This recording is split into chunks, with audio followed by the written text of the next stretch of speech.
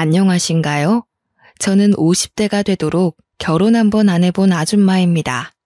제가 평생 컴퓨터 켜서 이런저런 사연을 써볼 수 있다는 것도 모르고 산 사람인데 우연히 아는 분을 통해 라디오 한번 내보라는 말을 듣고 배워왔습니다. 제가 결혼을 안 해봤다고 인사를 드렸잖아요. 사실은 정확히 말하자면 결혼식을 꾸리고 웨딩드레스까지만 입었다고 말씀드리고 싶네요. 제가 바보같이 사기 결혼을 당했거든요. 그때 한참 속상했습니다. 그 기가 막힌 사연은 어디 내놓기 부끄러울 정도로 제가 참 바보 같았는데요. 속에만 담아두면 더 깊이 골마서 생생하게 기억된다며 어디 털어놓으라는 지인 말에 결심했습니다. 고민 많이 하다가 한번 써보게 되었네요. 글을 써가는 내내 서툴고 말씨 하나하나가 투박할 테지만 넓은 아량으로 들어주셨으면 합니다. 저는 30대 때 부모님을 두 분 다 여의었고 하나 있는 친언니와 단둘이 집을 구해서 살았어요. 그전에는 각자 독립하며 지냈는데 친언니가 사고로 형부를 일찍 잃어서 사별을 했거든요. 친언니 혼자서는 도무지 그 슬픔을 극복하지 못하길래 제가 같이 살자고 제안한 거였어요. 그 당시 저는 미혼이었습니다. 친언니랑 저는 2살 정도 차이가 났습니다. 언니랑 단란하게 살아온 지가 근 5년이 지났을 때, 그러니까 저와 언니가 둘 다 40대가 되었을 때 언니가 잔소리처럼 하는 말이 있었는데요. 너도 이제 결혼 생각해야지. 언제까지 내 뒷바라지 해주면서 살래? 나 이제 괜찮으니까 너도 네 인생 살아봐야 하잖아. 연애도 하고 결혼도 하고. 언니는 이미 결혼을 한번 해봐서 더 이상 생각이 없다고 하면서 항상 제게는 결혼을 추천했습니다. 언니도 형부가 살아있을 때는 결혼이 참 좋았다고 하면서요. 그냥 식구가 주는 안정감과는 다르다면서 제게도 배우자가 있을 때의 행복을 알게 해주고 싶다고 하네요. 그런 달콤한 말에도 저는 딱히 관심이 안 가더라고요. 결혼에 대한 선망이 전혀 없었습니다. 언니는 제가 자기 때문에 인생을 허비하고 있다고 생각했는데 저는 전혀 그렇게 생각하지 않았거든요. 언니랑 지내면서 제 나름 삶이 즐거웠고 또 가족과 함께 지내니까 옛날 생각나서 좋았단 말이죠. 언니한테 그렇게까지 말해봤는데도 언니는 제가 50 되기 전에는 꼭 남자를 붙여줄 거라고 신신당부를 하지 뭡니까? 저는 그런 언니를 더 말릴 생각은 없었어요. 사실 그냥 하는 말인 줄 알았거든요. 그런데 역시 말렸어야 했나 봅니다. 제 기준에 언니가 그렇게까지 하면서 제게 남자를 찾아주려고 한 줄은 상상도 못했어요. 당시 제가 40 중반 정도였는데 나이가 제 나이 정도면 매칭 아니고서야 남자를 만나기 힘들다는 겁니다. 자연스럽게 만나려면 이상한 동호회를 가입해야 하는데 거기는 너무 위험해질 수 있으니 너무 위험 요소가 많으니 차라리 돈 주고 믿을 만한 결혼정보 회사에 등록하는 게 좋다고 하대요. 이때 설마 싶었습니다. 무슨 돈까지 들이면서 남자를 만나냐고 됐다고 손사래를 쳤는데도 언니는 꼭 죽기 전에 해봐야 하는 게 결혼이라면서 저를 업체에다 등록해버렸지 뭐예요. 저는 생전 그런 것에는 발 담글 생각이 없었던 사람입니다. 그렇게까지 남자를 만나고 싶지도 않았고요. 언니가 이미 등록하고 와서 저한테 사실을 말해줬는데 괜히 남사스럽더라고요. 다 늙은 나이에 결혼정보회사라니. 당시에는 창피해서 얼굴이 다 빨개졌습니다. 그런 데는 돈 많은 사람이나 조건 좋은 사람들 있는 곳 아니야? 아니면 젊은 사람들이나 희망이 있지. 나는 직장도 변변찮고 나이도 많잖아. 괜히 돈 버리는 짓 했네. 지금이라도 물을 수 없어? 거기는 웃긴다. 당사자도 아닌데 왜 확인 연락이 없대? 식구라서 민증이랑 가족관계 증명서 가져가면 등록해주더라. 그리고 이 좋은 걸 왜 몰라? 우리 또래도 생각보다 많아. 오히려 우리 또래가 더 많을 수도 있지? 젊은 사람들은 알아서 기회가 찾아오는데 우리같이 나이 있는 사람은 기회가 적으니까. 내가 정말 좋은 남자 해달라고 했으니까 기다리고 있어봐. 언니가 너무 서두르는 느낌이 없지 않아 있었지만 이때만 해도 언니의 생각보다는 언니가 마음대로 그런 큰 돈을 들여 일을 벌인 것에만 신경이 가 있었어요. 그렇다고 다툰 건 아니에요. 언니가 제 걱정을 많이 생각해서 그랬단 걸 아니깐요. 저는 언니와 함께 개인 애견 카페를 차려 운영 중인데요. 그 사망보험금으로 차린 카페예요. 그래서 부모님이 주신 선물이라 생각하고 정말 열심히 공부해서 운영해 나갔죠. 평소 강아지를 좋아하는 언니와 제 마음이 맞아서 시작한 사업이었고 아파트 단지 주위에 있어서 가족 단위 손님들이 제법 많이 와요. 그래서 먹고 살 만큼은 벌고 있었습니다. 그러나 그게 어디 대놓고 자랑할 만한 재산은 아니었어요. 결혼업체에 등록하려면 내부 사정을 하나하나 밝혀야 했을 텐데 제 형편없는 조건으로도 되는 게 있었나 보더라고요. 그게 민망해서 언니한테 슬쩍 물어봤는데 언니는 그것도 업체마다 커트라인 조건이 다르다고 자기가 알아본 업체는 신생업체였는데 그래서 커트라인이 다소 낮게 잡혀 있었다네요. 언니도 자세히는 모르지만 어떤 손님들 하는 얘기를 엿듣고서 그곳을 찾아가 봤다고 합니다. 이미 엎질러진 물이고 환불도 안 된다고 하니까 저도 그만 될 대로 되라 식으로 마음을 놓아버렸어요.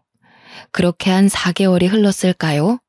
언니가 예전 엄마와 같은 병으로 몸져 눕게 된 거예요.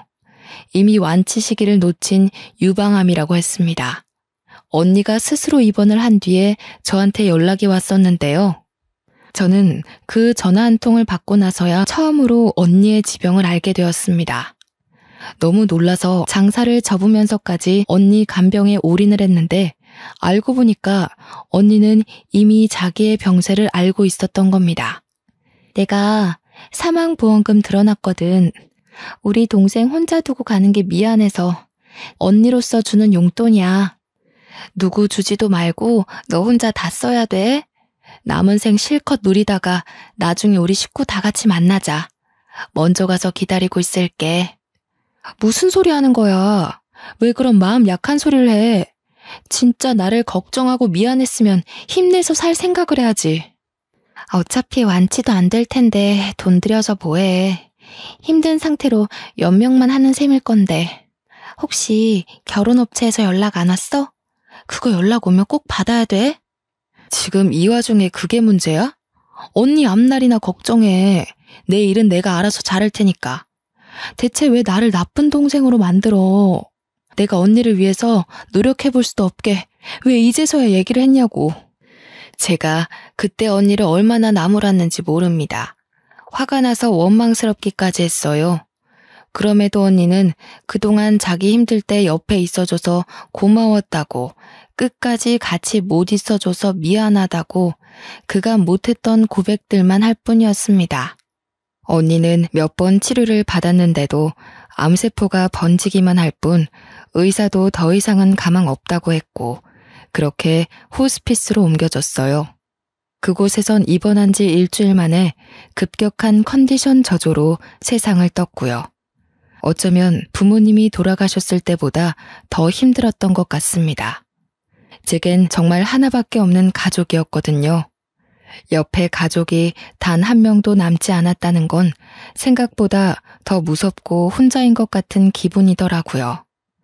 언니 장례를 마치고 언니랑 같이 썼던 방을 정리하면서 발견하게 된 것이 있었는데요.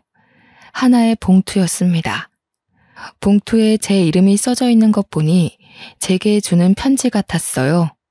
그것을 읽는데 저는 언니가 왜 그렇게 제 옆에 남자를 두려고 했는지 알겠더라고요.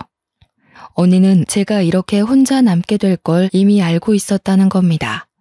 자신의 몸 상태가 시한부라는 걸 알아서 제 옆에 오래 있을 수 없다는 생각에 그리 급히 서둘렀던 거였어요. 그리고 적당한 조건을 갖춰야만 업체에 등록할 수 있다는 커트라인도 언니가 자기 사망보험금을 추려서 부모님 것까지 10억이 되는 자산을 기재했기 때문에 통과된 거였고요. 저는 그 편지를 붙잡고 한자리에서 또 얼마나 울었는지 몰라요. 언니의 마음도 모르고 그저 원망만 하고 보낸 것 같아서 그게 너무 죄스러웠습니다. 부모님도 모자라 언니까지 차례로 다 떠나버리니 저는 정말 혼자가 되었더군요. 언니 말대로 옆에 배우자라도 있었다면 이 시간을 좀 더 수월하게 극복할 수 있었을까요? 저는 한동안 재기하기 어려울 정도로 집구석에 박혀서 울기만 했어요. 얼마나 울었으면 진이 다 빠져서 이틀간 잠만 자기도 했습니다. 그렇게 삶에 대한 의지를 놓아가던 어느 날 그간 한 번도 반응 없던 전화가 울렸는데요. 모르는 번호였습니다. 처음엔 안 받았어요. 그런데 연이어서 다시 울리더니 끊어지고 또 울리기를 3번이나 해서 받아보았습니다. 알고 보니 언니가 등록해놨던 결혼정보회사 연락의 연락이었어요. 죄송합니다. 제가 지금 사정이 안 돼서. 혹시 거기 들어간 돈 뺄 수 있나요? 100% 환불은 바라지도 않아요. 다만 조금이라도 괜찮으니 환불하고 싶은데요. 정확한 언니 사정을 얘기하기가 그래서 최대한 양해를 구한다는 식으로 물어봤는데 역시나 돌아오는 답변은 어렵다는 말뿐이었습니다. 어쩌면 업장에서는 당연한 입장이잖아요. 그래서 저는 더 기운 빼서 환불받고 싶은 생각까진 없었습니다. 그렇다고 언니가 애써준 마음을 버릴 수는 없지 않습니까? 그래서 저는 언니가 주는 마지막 선물이라는 생각을 하며 할 수 없이 업체가 매칭해주는 남자를 만나게 되었습니다. 첫 번째 만남이 언니 장례를 마치고 처음으로 외출을 한 날이었어요. 가족을 모두 보낸 제 세상은 슬픔에 멈춰 있었는데 바깥 세상은 아무렇지 않게 돌아가고 있더라고요. 당연한 일인데도 그게 한편으론 서운하고 허탈했네요. 선자리에서 만난 남자의 첫인상은 굉장히 신사답고 깔끔했습니다. 원래 성격이 밝은 편인 건지 제가 우중충한 표정을 짓고 있어도 남자는 자리에서 내내 웃음을 잃지 않더군요. 아직까지 결혼을 안 하셨다고 들었어요. 40대 중반이시면 제법 늦은 나이인데 혹시 특별한 이유가 있으세요? 말씀하시기 불편한 이유면 대답 안 하셔도 됩니다. 그냥 결혼 생각이 없었어요. 언니가 형부랑 사별해서 같이 살았는데 그렇다 보니까 굳이 결혼해서 가정을 꾸리고 싶은 마음이 안 생기더라고요. 외롭지 않아서 그랬던 것 같아요. 아이고, 그렇구나. 그렇긴 하죠. 가족이 옆자리를 메워주니까 굳이 생사람 만나서 새 가정을 꾸릴 필요는 못 느꼈을 수도 있죠. 그럼 지금도 언니랑 같이 살고 계세요? 아니요. 언니는 지난주에 좋은 곳으로 갔어요. 그래서 제가 지금 누구를 만나고 싶은 마음의 여유가 없어요. 제 태도 때문에 혹시 기분 나쁘셨다면 사과드릴게요. 저도 참 청승 맞았네요. 굳이 언니 사정까지는 얘기할 필요는 없었는데 저의 골마있던 속이 자꾸 입 밖으로 튀어나와 버리더군요. 남자는 무슨 죄겠어요. 그저 좋은 인연 만나고자 나왔을 텐데 저와 매칭이 되는 바람에 시간 낭비, 돈 낭비하게 된 셈이 아닙니까? 저는 눈물이 그렁그렁 맺히는 걸 얼른 티슈로 닦으려고 찾는데 남자가 먼저 제게 건네주었습니다. 그런데 문제는 그 손길이 너무 따스해서 위로받는 느낌이 들어 저도 모르게 눈물을 쏟은 거예요. 저는 남자분에게 고맙다고 고개를 숙인 채 좀 심하게 울었습니다. 상대방 입장에서 짜증내며 자리를 박차고 나갈 수 있다고 생각해요. 그래서 남자분이 어떤 질타를 던져도 감안하고 남자가 먼저 나가면 저도 이 자리를 뜰 예정이었거든요. 그런데 남자는 끝까지 제 곁을 지키며 티슈까지 더 챙겨와 주는 거 있죠. 초면이라지만 솔직히 고마운 마음밖에 없었습니다. 혼자라고 생각했는데 누군가 곁에서 손을 내밀어 주니 그 순간 짧게나마 숨통이 트이는 것 같았어요. 저는 생각 외로 후회했던 것만큼 좋은 시간이었지만 남자는 아니었을 거라 생각했습니다. 당연히 다음 기약은 기대도 안 하고 있었어요. 그냥 하루 위안받고 온 날이라고만 여겼죠. 그러나 그날로 다시는 저를 안 볼 거라 생각했던 그 남자에게서 연락이 온 겁니다. 현주 씨 뭐 하세요? 오늘 저녁에 붉은 달 뜬대요. 같이 보러 가실래요? 주소 알려주시면 제가 모시러 갈까 하는데. 저는 그냥 집에서 쉬려고요. 죄송합니다. 연락 주실지는 몰랐는데 지난번엔 너무 죄송했어요. 저보다 더 좋은 분 만나서 좋은 인연 이어갔으면 해요. 현주 씨, 저도 현주 씨처럼 소중한 사람을 먼저 보냈어요. 결혼하려고 했던 사람이 현주 씨 언니분이랑 같은 암에 걸려서 저도 많이 힘들었거든요. 하지만 내가 살아야만 사랑하는 사람들이 위해서 마음 편히 쉴 수 있지 않을까요? 집에서 소가리만 하고 있으면 하늘에 있는 식구들 속이 더 곪아요. 아마 현주 씨 언니분도 현주 씨가 잘 살길 바라고 있을 거예요. 그 남자가 건네는 따스한 위로에서 언니가 멀쩡한 정신일 때 해줬던 마지막 말이 떠올랐습니다. 사망보험금 다 쓰고 즐기고 오라는 언니가 순간 눈앞을 스쳐갔죠. 제가 가진 전 재산은 언니 사망보험금에 엄마 아빠 사망보험금까지 총 액수가 10억 정도일 겁니다. 언니가 밑에 물려준 후손 신경 안 써도 되니까 저보고 꼭 혼자 다 쓰라고 했잖아요. 남자분이 저처럼 같은 경험을 겪어서 제가 남자분에게 끌렸던 것일까요? 그분의 따뜻한 위로에 크게 흔들린 저는 그때부터 남자분이 부르는 대로 밖을 나갔던 기억이 납니다. 그 남자도 결혼할 여자가 있었으나 결혼까진 못했으니 총각이었고 저도 처녀였잖아요. 아무래도 그게 저희 둘 사이를 급격히 좁히는데 큰 원동력이 아니었나 싶어요. 남자는 여자들이 좋아할 만큼 다정하고 배려심이 깊은 사람이었습니다. 늘 제 감정을 먼저 생각해주며 제 마음속 이야기를 경청해서 들어줬죠. 그 때문에 더 저는 마음 놓고 속내를 비쳤던 것 같네요. 그분 품에서 몇 번이나 언니를 그리워하며 울었는지 모릅니다. 아마 남자는 제가 아니었더라도 그 어떤 여성분들에게 신사 같은 분이 아니셨을까 싶어요. 그래서 남자분을 향한 제 마음에 어느새 사심이 깃들었다는 걸 알고서 접으려 했으나 어느 날 그 남자가 저한테 뜬금 고백을 하는데 내용을 듣고 깜짝 놀랐습니다. 현주 씨를 가까이서 지켜드리고 싶어요. 현주 씨처럼 이렇게 마음 여리고 순수한 분 옆을 감히 탐내서 죄송해요. 현주 씨가 괜찮다고 한다면 더 가까운 사이가 되고 싶은데 허락해 주시겠어요? 남자가 제게 반지를 주면서 청혼을 하는 거 아니겠습니까? 저는 솔직히 결혼은 애써 기대 안 하고 있었거든요. 제가 워낙 많이 울기도 했고 마음에서 언니를 쉽게 보내주지 못해서 남자분이 좀 지쳤을 거라고 생각했으니까요. 그래서일까요? 남자가 제 곁을 지켜주고 싶다고 청혼을 해주는데 언니가 저더러 배우자가 주는 행복은 좀 다르다고 했던 말을 온몸으로 느꼈네요. 그러면서도 한편으로는 살짝 고민도 했습니다. 제가 나이 50이 다 돼가기도 했고 그 나이 먹도록 해볼 건 나름 많이 해봤으나 결혼은 처음이라서 생각 없이 뛰어들기가 좀 망설여지더라고요. 제 나이면 도전이 어려워져요. 게다가 제 팔자에 결혼은 없을 거라고 이미 단념하고 산 지가 오래라. 그래서 남자가 해준 청혼을 받고도 솔직히 걱정 많이 했는데요. 문득 집에서 가족 사진을 보다가 결혼이란 낯선 세계로 뛰어들어 보길 마음먹게 되었습니다. 언니 말대로 결혼하면 지금보다 더한 행복감이 올 거라는 기대감을 만끽하기로 했죠. 그 남자가 만들어 놓은 인생 설계에 함께할 의지가 생기자 저 또한 좀 더 적극적으로 마음을 표현하게 되더군요.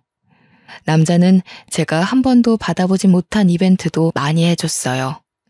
이런 것에 대한 로망도 딱히 없이 살았는데 막상 받아보니까 너무 사랑받는 기분이더라고요.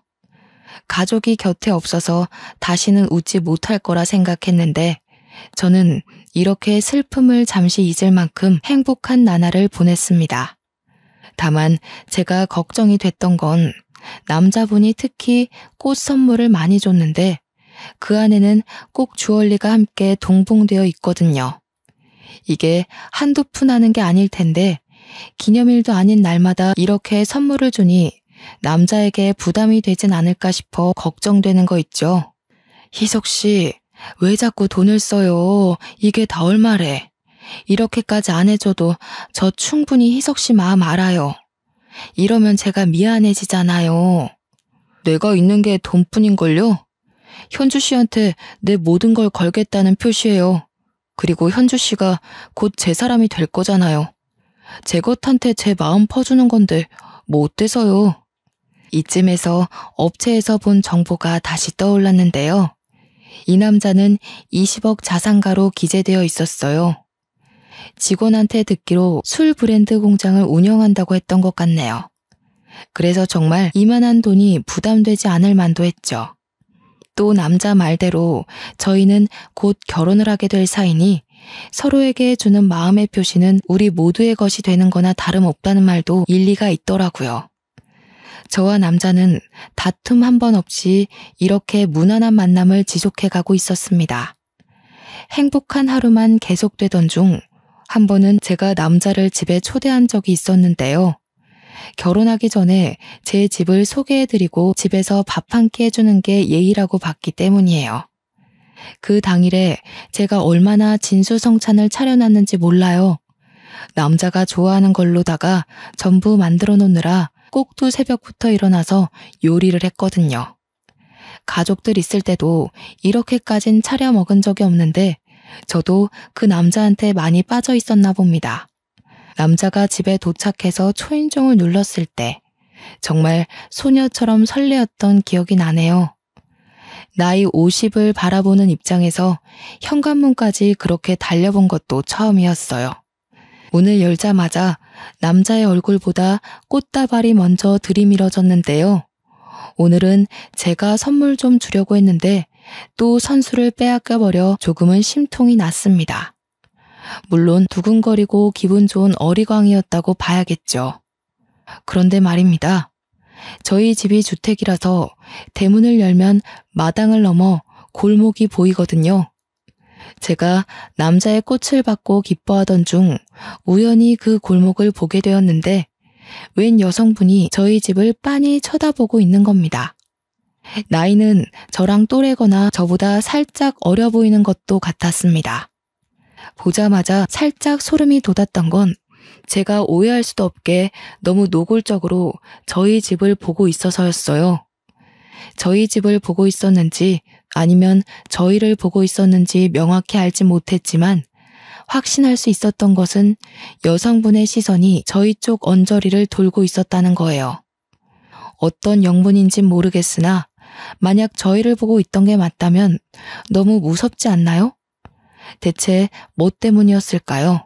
저는 더 이상 버티고 서 있질 못하고 얼른 그 남자를 끌어당겨 문을 닫았습니다. 남자는 제 표정을 보고 왜 그러냐고 묻더군요.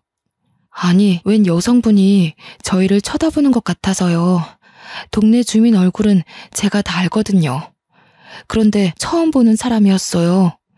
왜 저희 집을 그렇게 쳐다보고 있는 건지. 제가 무서워하자 남자가 씩씩하게 창문 쪽으로 걸어갔습니다. 창문 밖으로 주위를 확인하는 것 같더니 아무도 없다고 하네요. 그 말에 곁으로 가서 저도 확인해봤는데 횡한 골목만 있을 뿐 정말 그 여자가 없어졌더라고요. 하지만 착각했다고 생각하기엔 그 여자의 시선이 너무 저와 남자를 향해 있었기에 도무지 잊기가 어려웠는데요. 남자는 저를 심각하게 걱정해주며 같이 마음 써주는 덕에 그냥 그러려니 하고 넘겨버렸습니다. 좋은 날인데 괜히 저 때문에 분위기 망쳐지는 건 원치 않았거든요. 그렇게 근 10개월이 지난 후 저는 그 남자와 결혼식을 올렸습니다. 당시 저는 결혼식 전날 밤부터 설레서 잠을 청하는 게 어려웠어요. 결혼식 전날 밤이라 그런지 마음이 많이 싱숭생숭하더라고요. 언니에게 이러한 인연을 만들어준 것에 감사를 전하며 다음 해부터 시작될 50대부터의 삶을 행복하게 보내겠다고 마음속으로 인사를 하면서 잠이 들었네요. 결혼식 당일은 아침부터 기대가 가득했던 오전이었는데요. 결혼식에선 오랜만에 보는 친구들을 대거 만났던지라 하루 종일 뜬구름 같은 마음으로 들떠 있었습니다. 그런데요, 사람들 발길이 뚝 끊긴 시점에서 지인이 아닌 모르는 여자가 신부 대기실로 들어오는 겁니다. 다들 당황했던 건 신부와의 만남 시간이 한참 끝난 후였기 때문이죠. 직원분들이 나서서 들어오면 안 된다고 말렸지만 제가 괜찮다고 해서 마주하게 되었는데요. 못 보던 분인 것 같은데 혹시 신랑 쪽 하객이세요? 제 신랑은 아마 지금 입장 준비하느라 바쁠 거예요. 식장 입구에 한번 가보시겠어요? 네, 신랑분 보러 왔습니다. 제 신랑이 다른 여자랑 결혼한다길래 찾아와 봤어요. 기억하실지 모르겠는데 저는 신부님 한 번 뵌 적 있거든요. 제가 신랑 명의석 와이프입니다. 저는 순간 제가 잘못 들은 줄 알았습니다. 근데 주변 직원들도 웅성거리는 것 보면 잘못 들은 게 아니라는 거겠죠. 여성분은 곧바로 울먹이기 시작하더니 다짜고짜 제 앞에 무릎을 꿇더라고요. 그러면서 그 여자가 하는 말에 저는 이 결혼을 할 수 없다는 걸 눈치채고 말았네요. 제발 결혼하지 말아주세요. 뱃속에 아이가 있어요. 희석 오빠 아이예요. 원하신다면 아이 태어나고 친자 확인서도 드릴게요. 여자가 대놓고 저더러 결혼하지 말아달라 사정하면서 자신의 신세를 얘기했는데요. 그 순간 머리를 한 대 맞은 느낌이라서 머릿속이 하얀 도화지가 되더군요.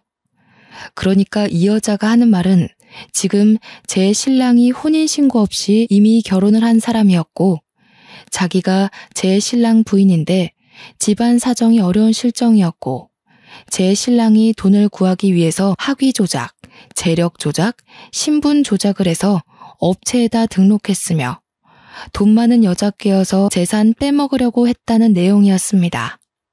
정신없는 와중에 대충이나마 들었던 사실이 이랬다는 거니까 더 세세한 내용은 얼마나 기가 막히겠어요. 제가 그쪽 말을 어떻게 믿죠? 다짜고짜 찾아와서 그런 말을 하면 제가 바로 믿어야 하나요? 저는 제 신랑 말을 먼저 들어야겠어요. 그만 나가주세요. 신랑 쪽에선 분명 아니라고 하겠죠. 하지만 사실이에요. 당신이랑 연애하면서도 남편은 내내 저랑 같은 지붕 아래 살고 있었다고요. 저희 집에 남편 옷이랑 물건 다 있거든요. 원하시면 보여드릴게요. 그러니까 제발 이 결혼하지 말아주세요. 저 남편 없이 못 살아요. 여자가 덧붙이는 말을 들어보니 제 신랑이 원래 제 돈만 빼먹고 저를 버리려고 했기 때문에 저와의 결혼 얘기는 당연히 없었대요. 그러던 어느 날 갑자기 제 신랑이 본처에게 청첩장 내밀었고 새로 결혼하고 싶은 여자가 생겼으니 그만 사이를 정리하자고 했다네요. 뱃속에 아이까지 생긴 여성분 입장에선 이혼을 받아들일 수 없어서 제 결혼식장까지 찾아온 거라고 울부짖었습니다. 이렇게 얘기를 듣던 중 저는 순간적으로 딱 떠오르는 잔상이 있었는데요. 이 여성분이 저를 본 적 있다길래 그게 무슨 말인가 내내 머릿속에 남아 있었거든요. 그런데 바로 그때 그 여자가 아니겠습니까?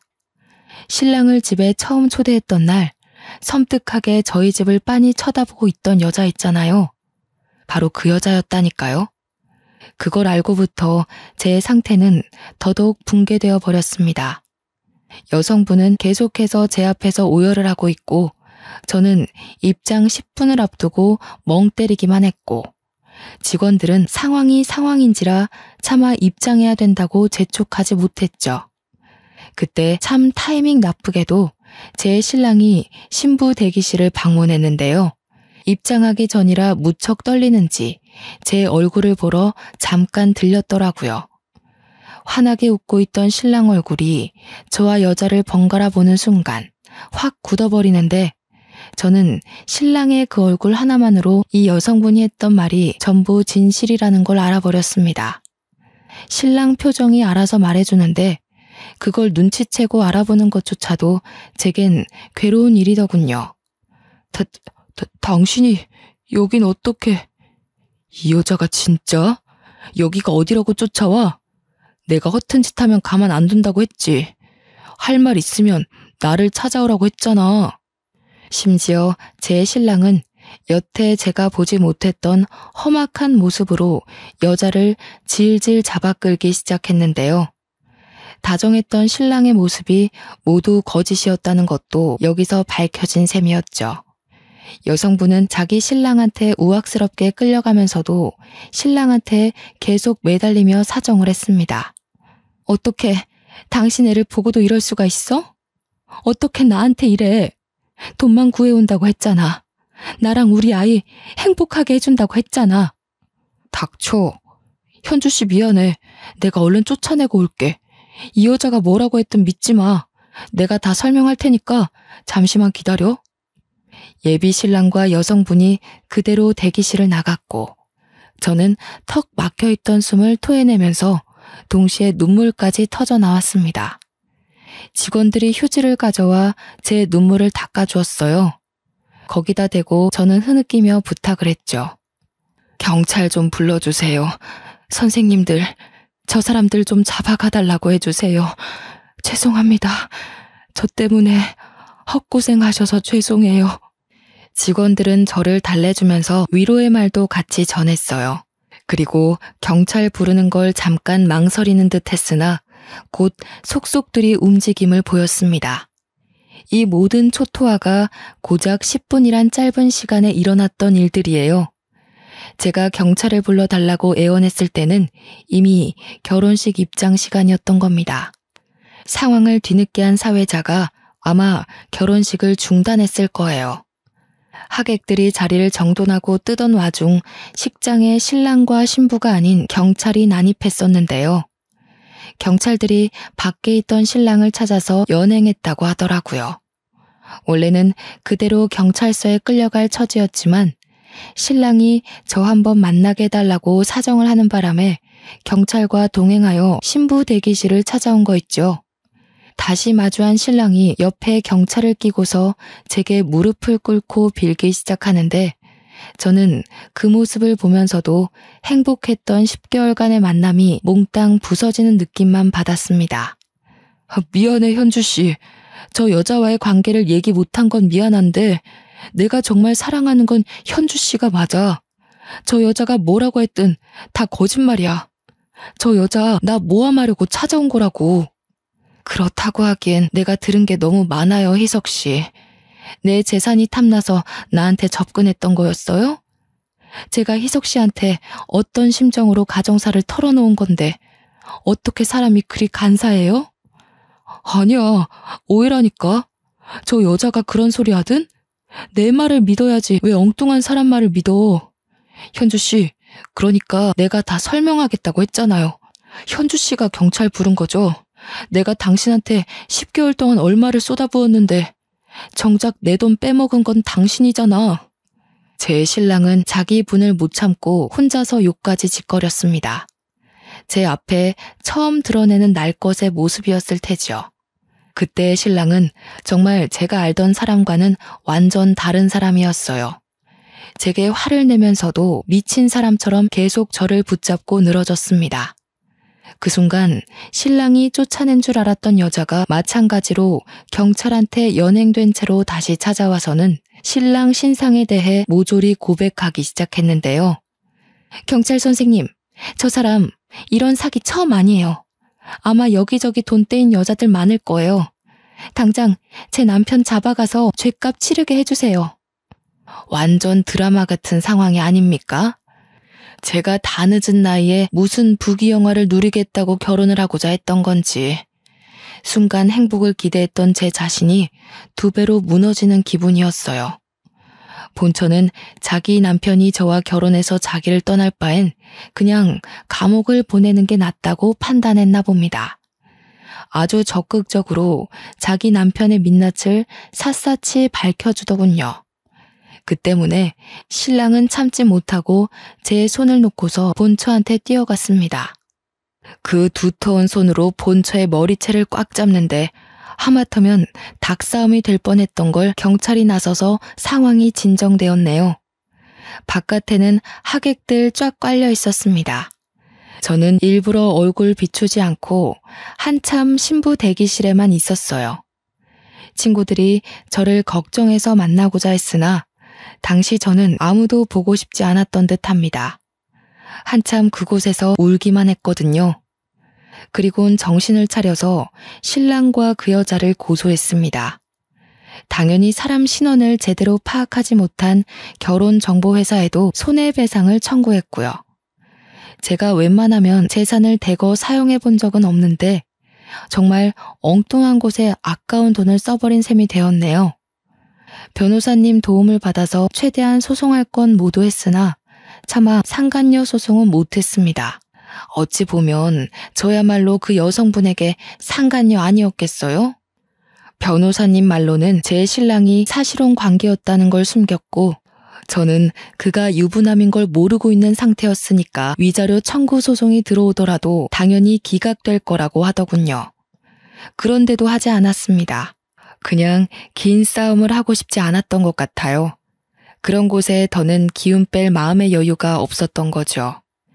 그렇게 힘든 시련을 마무리 짓고 저는 식구들을 한데 모아놓은 묫자리를 찾았습니다. 언니, 내가 결국 이 모양 이 꼴이 됐어. 괜히 잘 살아보겠다고 욕심내서 그런가 봐. 그냥 우리 강아지들 데리고 평범하게 지내다가 갈게. 이런 모습으로 찾아와서 미안해. 저는 해가 저물기 전까지 묫자리 앞에 앉아 있다가 내려왔어요. 이미 카페 개들은 우리 집에 있었고 내일부터 다시 카페를 오픈해야 되니 개들을 옮기기 전에 매장 청소를 해야 했습니다. 그래서 늦은 저녁쯤 카페를 찾았죠. 그런데 카페 앞에 누가 서 있더라고요. 손님이 찾아온 건가 싶어서 내일부터 정식 운영한다고 말해주기 위해 다가갔는데 그 남자 손님은 다름 아닌 얼마 전 제 결혼식을 참석했던, 그러니까 고등학교 때 사귀었던 남자친구였습니다. 나이 50에 남자친구란 말을 입에 올리는 것이 여전히 어색하네요. 안 오는 줄 알았는데 네가 이 카페 주인 맞지? 전화를 해볼까 하다가 고민하고 있었거든. 시간 되면 얘기 좀 할 수 있을까? 저와 이 친구는 고등학교 때 사귀었다가 서로 붙은 대학이 멀어 자연스레 헤어진 경우였는데요. 어쩔 수 없이 헤어진 거라 당시에는 엄청 힘들었는데 시간이 약이라 잊을 수 있었던 기억이 나요. 나 여기 아파트 살고 있거든. 지난번 지나가다가 너 우연히 보고 설마 했는데 맞구나. 조금 더 빨리 용기 낼 걸 그랬다. 친구가 저와 대화하고 싶다고 해서 저는 우선 카페 문을 따고 들어가 음료를 대접했습니다. 결혼식 때 왔다고 했는데 저는 못 봤거든요. 그렇다면 신부 대기실에 인사를 오지 않았다는 건데 왜일까요? 혼자 의문을 가지고 있던 찰나 친구가 하는 말에 모든 게 이해가 되었습니다. 결혼식일 많이 힘들었지. 내가 너를 좀 더 빨리 알아봤다면 네가 그런 고생은 안 했을 텐데. 혹시 지금은 만나는 남자 있어? 너만 괜찮으면 나 너랑 다시 시작하고 싶어. 조금 놀랐습니다. 친구가 제게 아직도 마음이 있는 줄은 몰랐거든요. 결혼식 때 제게 인사하지 않은 이유도 다 저에 대한 미련을 떨치지 못했기 때문이었던 거죠. 친구는 저를 첫사랑이었다고 칭하며 한 번도 저와 함께했던 순간처럼 설렘을 느껴본 적이 없다고 하더군요. 너무 오래된 마음이기도 했고 저를 만날 용기가 없어서 내내 마음 한켠에 두고 살다가 친구들을 통해서 제 결혼식을 알게 되었다고 해요. 결혼하는 저를 보고 그만 자기도 완전히 저를 잊으려고 했으나 제 결혼이 틀어진 걸 보고선 자기는 그걸 기회라고 봤다는 겁니다. 힘든 일 겪어온 사람 앞에서 이런 소리해서 미안해. 그런데 지금이 아니면 내가 또 나중에 후회하고 있을 것 같아서 찾아왔어. 그랬구나. 그런데 어쩌지? 난 이제 결혼할 생각이 없어. 나야말로 미안해. 나는 그냥 우리 강아지들이랑 같이 사는 게 제일 행복하다는 걸 알아서 더는 다른 것에 욕심내지 않기로 마음먹었거든. 저의 조심스러운 거절에도 친구는 괜찮다고만 했습니다. 꼭 결혼을 해야만이 서로가 함께 있을 수 있는 거 아니지 않냐고. 그냥 옆에만 있게 해달라고 하네요. 관계의 정리는 같이 지내면서 언제든 바뀔 수 있으니 억지로 관계를 정의 내리는 건 자기도 싫다고 하면서요. 그날은 제가 차마 확답은 주지 못하고 헤어졌는데요. 그 뒤로도 친구랑 같은 아파트라서 그런지 자주 보게 되었습니다. 친구는 제게 부담되게 다가오거나 선을 넘지 않았어요. 와서 손님이 많으면 카페 일을 도와주기도 했고 강아지들 관리에도 큰 보탬이 되어 주었어요. 그렇게 3년이 지난 현재까지도 저와 친구의 관계는 제자리 걸음 중입니다. 친구는 아직도 제 카페에서 개들이랑 시간을 보내고 저와 얼굴 마주하는 게 좋기만 하다고 하네요. 참, 친구도 아직 결혼을 안 했대요. 다른 여자한테 마음이 안 간다는 이유만으로 계속 결혼을 미뤄왔다고 하더라고요. 그렇다고 또 제게 결혼을 언급하는 건 아니었어요. 친구의 감정이 어떤지 제가 먼저 궁금할 정도로 친구는 자신의 마음을 묻어두기만 했죠. 남자한테 크게 당해서 결혼식까지 망쳐본 제가 바보 같게도 또 남자한테 흔들리고 있으니 얼마나 한심합니까? 감정이 앞서는 이 마음을 억누르는 것도 참 힘든 일이더군요. 그러면서도 한편으론 모른 척 제 감정이 시키는 대로 넘어가 볼까 싶기도 해요. 이 감정을 한 번 더 믿고 가봐도 되는지 지금은 그 생각으로 고민이 깊습니다. 사연을 이렇게 써내려가는 게 맞는지 기억을 떠올려보며 작성하느라 시간이 좀 오래 걸렸습니다. 남들에게 제 이야기를 전하는 게 역시 보통 일은 아닌 듯 싶네요. 하늘에서 허락해주는 제 세월이 어디까지인지 모르겠으나 제가 조금은 두려움을 걷어낼 필요가 있는 걸까요?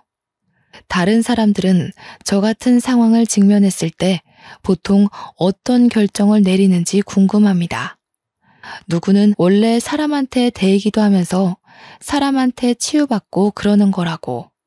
삶이 본래 그렇게 살 수밖에 없도록 만들어졌다고 하는데 그 말이 맞는 걸까요?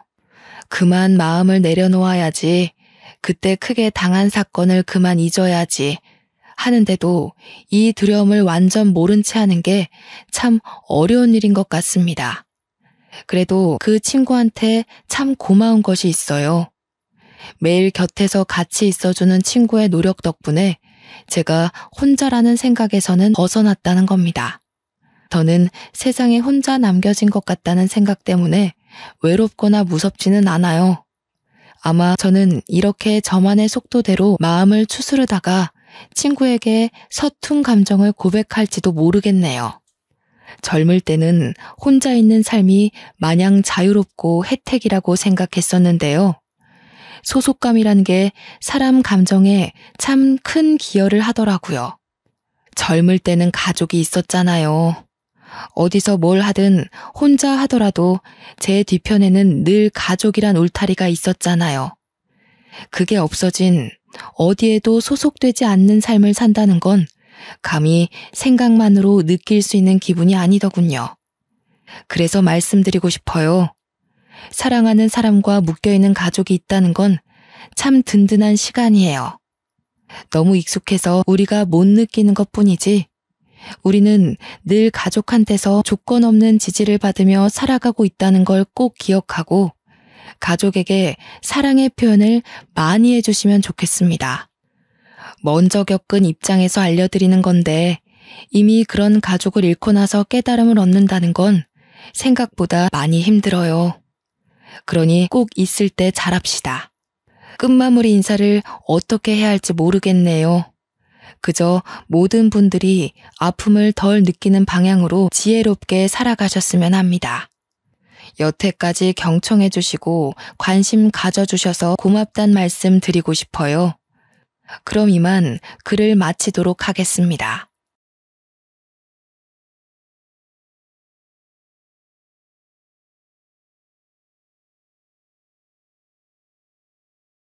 안녕하세요. 저는 올해 36살인 미혼 여성입니다. 제 사연은 결혼이라든지 예비 신랑이라든지 그런 내용은 아니고요. 가족 이야기입니다. 저는 딸만 셋인 집에서 막내딸로 태어났는데요. 위에 언니들은 연년생이고 저만 언니들과 한 9살에서 10살 정도 차이가 납니다. 이 얘기를 하면 주위에서는 막내딸의 늦둥이라서 사랑 많이 받고 자랐겠다고 부러워들 했지만 그 말을 들을 때마다 저는 그저 웃으며 자리를 피합니다. 저는 남들이 부러워할 만한 애정을 받아본 적이 없거든요. 오히려 그 반대로 부모님의 무관심 속에서 컸어요. 부모님 원망도 많이 했는데 오늘 이 시간을 통해서 부모님을 향했던 어리석은 미움을 털어버리고자 컴퓨터를 켰습니다. 저는 딸 집안의 막내딸로 태어나 아직 미혼인 상태인데요. 반면 언니들은 둘 다 시집을 갔습니다. 제가 막 20대가 되었을 때 언니들은 아빠가 소개해준 형부를 만나 결혼을 했어요. 저희 집에는 우리 자매가 상당히 꺼려하는 엄한 아빠가 있고 친구처럼 편한 엄마가 계십니다. 언니 둘은 결혼을 해서 집을 나가고 없으니 저만 부모님과 같이 살고 있었어요. 언니들이 집에 없으니까 부모님의 관심이 그나마 저한테 집중되었는데요. 자식이라고 저밖에 안 남았으니 집중할 수밖에 없어서 옛다 애정 받아라 그런 느낌으로 관심을 받았던 기억이 납니다. 원래부터 그렇게 자라왔기 때문에 이 서운함조차 저는 익숙한 사람이었습니다. 우리 집엔 아들이 없어서 부모님한테 장녀가 너무 중요했고 연년생인 둘째 딸의 뒷심 또한 장녀 못지않게 중요한 존재로 대우받았어요.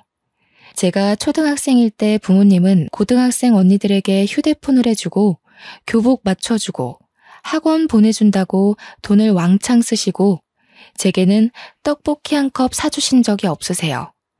제가 중학생일 때는 학원은커녕 언니들 취업 때문에 정신없어서 저를 돌봐주지 않았죠. 또 제가 대학을 입학할 당시에 부모님은 언니들 결혼 혼수 대준다고 돈을 쏟아붓던 시기라서 여윳돈이 바닥난 상태였습니다. 제게 첫 등록금만 내주시고 나머지 등록금은 제가 따로 장학금을 받거나 알바해서 번 돈으로 메꿔 넣었죠. 언니들이 학교 다닐 때는 아빠가 직장인이었거든요. 그래서 언니들은 학교 다닐 때 알바 한번 해본 적 없고 등록금뿐만 아니라 용돈까지 챙겨받았던 걸로 기억해요. 저 때는 아빠가 퇴직했던 때라 아빠 힘에 부쳐서 해주고 싶어도 그럴 수 없었다는 거 이해합니다. 그래서 저도 따로 불평을 늘어놓지 않았어요. 물론 저는 집에서 거의 없는 존재나 마찬가지여서 사춘기 투정 부릴 곳조차 없긴 했어요. 언니들 뒤에 가려서 매일 혼자 스트레스 풀고 놀고 그랬습니다. 언니들은 가끔 저더러 부모님이 성적 관리도 안 해주고 놀아도 신경 안 써서 좋겠다고 하는데 그 말을 듣고서 한참 사춘기일 때 저는 언니들이 나를 약올리는 건가 생각이 들었어요. 제가 불평만 안 했다 뿐이지 저는 부모님 관심 받는 언니들이 훨씬 부러웠으니까요. 여기까지만 말씀드려도 제가 어떤 환경에서 어떤 대우를 받고 자랐는지 대충 감이 오시지 않습니까? 다들 아들 하나 낳아야 되는 거 아니냐고 과거에 부모님한테 그렇게 잔소리를 해댔다는데 저희 부모님은 딸 셋이면 충분하다고 아들보다 딸이 속정 깊다면서 시대를 앞선 답변으로 주위의 간섭을 차단했다고 들었습니다. 그 마음이 제게까진 닿지 않았던 걸까요? 제 눈에는 부모님이 아들 없어서 언니들한테 뼈 빠지게 쏟아붓는 걸로만 보였거든요. 저희 아빠가 늘 호랑이처럼 지엄한 분이라고 말씀드렸잖아요. 그만큼 다가가기 어려웠다는 말인데 언니들조차 아빠랑 속 얘기는 거의 안 해봤을 거예요. 아빠는 평소 저희와 대화를 나눌 때 격식을 차린 자리에서만 저희를 불러다 나앉혀놓고 말씀하시는 분이셨습니다. 주로 사회생활 대처며 앞으로의 계획 등 이런 진부한 얘기를 할 때만 저희에게 대화를 시도했죠. 이런 대화만 하는데 어떻게 마음으로 가까워질 건덕지가 있었겠습니까? 아빠와 저희 자매가 친해지기 어려웠던 또 하나의 이유는 바로 시집이었는데요. 아빠는 늘 저희가 빨리 시집을 가길 바라셨습니다. 아빠는 택배를 하는 공무원이셨는데 정년 퇴직하기 전에 축의금 뿌린 거 거둬야 된다고 언니들이 나이 30대고 나서부턴 그렇게 결혼하라는 말을 입에 달고 사셨어요. 그래서 언니들은 그 성화에 못 이겨 아빠가 붙여주는 남자와 결혼을 서두르다시피 했습니다. 저는 말씀드렸다시피 언니들과 나이 차이가 좀 있어서 당시에 20살이었던 제게는 아빠가 차마 결혼하라고 재촉 못하더군요. 언니들이 나이 40일 때 저는 그때서야 30대가 되었는데요. 그쯤에는 아빠는 당연히 퇴직하고 연금을 받고 있었고 저는 돈을 보태어 부모님께 생활비를 드리며 직장 생활을 하고 있었습니다. 그런데 제가 30살이 되니까 아빠가 이젠 제게도 슬슬 결혼 얘기를 하시더라고요. 너는 언제까지 시집도 안 가고 이렇게 살 거니? 어디 좋은 남자 없어?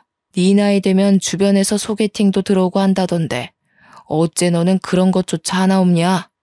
나는 아직 결혼 생각 자체가 없어. 주위에서 소개팅 들어와도 내가 안 받겠다고 하니까 아빠가 모르는 거지. 결혼하고 싶은 사람이 생기면 그때 돼서 생각해 볼게. 그게 언젠데? 아빠 죽으면 그때 갈래? 부모 하나 없이 결혼하면 그것도 요즘은 흠이다. 널 늦게 낳아서 그렇잖아도 우리가 사돈 될 사람보다 나이도 많을 텐데 우리 죽고 없으면 너 누구 손잡고 식장 들어갈래? 무슨 말을 또 그렇게 해. 그럼 내가 아무 남자 붙잡고 결혼했으면 좋겠어? 아빠 말대로 시기 맞춰서 억지로 결혼했는데 만약 불행하면?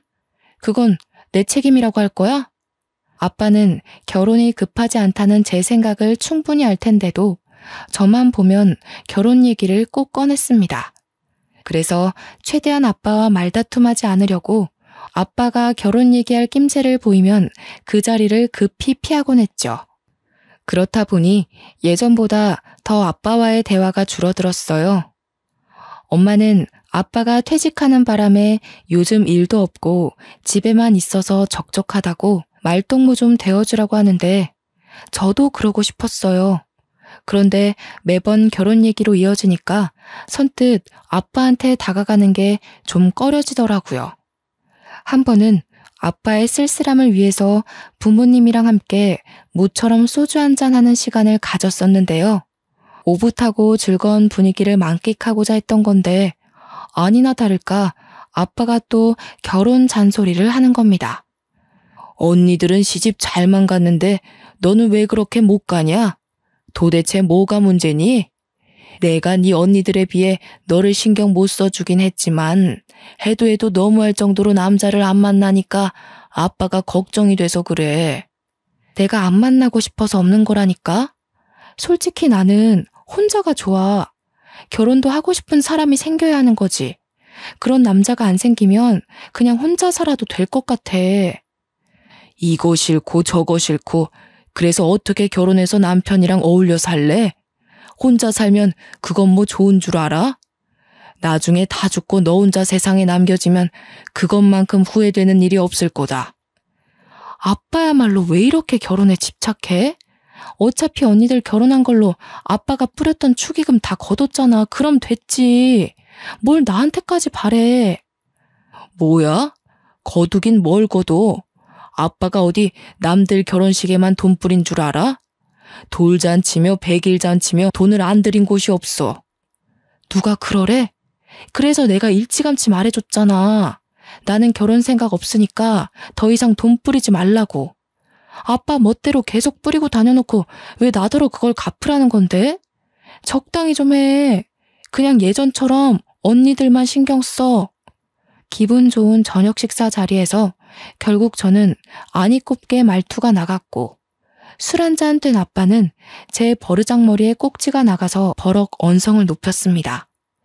저도 그땐 술 때문이었는지 과거에 언니들만큼 못해줬다는 걸로 아빠한테 딴지를 걸고 말았네요.